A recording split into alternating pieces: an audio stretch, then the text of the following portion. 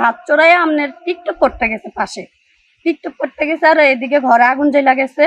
TikTok Faim Akter করে, রিনার মেয়ে, মেজো মেয়ে আর কি।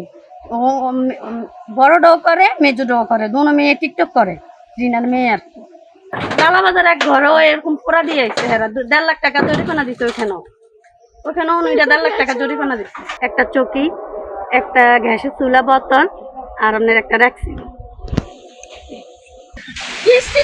টাকা লইছি, টাকা লইয়া 2 লাখের উঠে গেছে। মিশা কথা একটু করতাম না, 2 লাখের উঠে গেছে বাবা।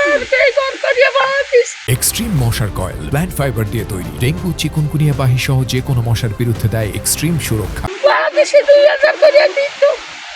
আর এই ঘর হেতিরা মাইয়া টিকটক করতে যাইয়া ঘর আগুন লাগিয়ে দিছে, ভাত রান্তে যাই আগুন লাগিয়ে দিছে। মাইয়া টিকটক করে রাস্তায় আয়া দেয় ধুমা গেল উঠে আসে, মাইয়া বুলাও না কিছু না।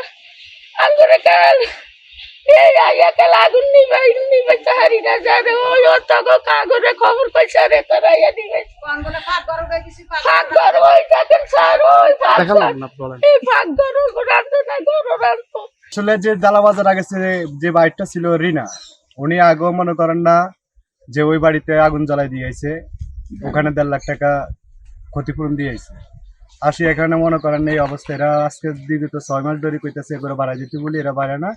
এরা ঘরের ভিতরে আসি লার্কি চুলা দিয়ে ভাত পাকায় মনে করেন না, আজকে এই দুর্ঘটনা ঘটাই দিয়ে এরা পলাই গেছে এখান থেকে।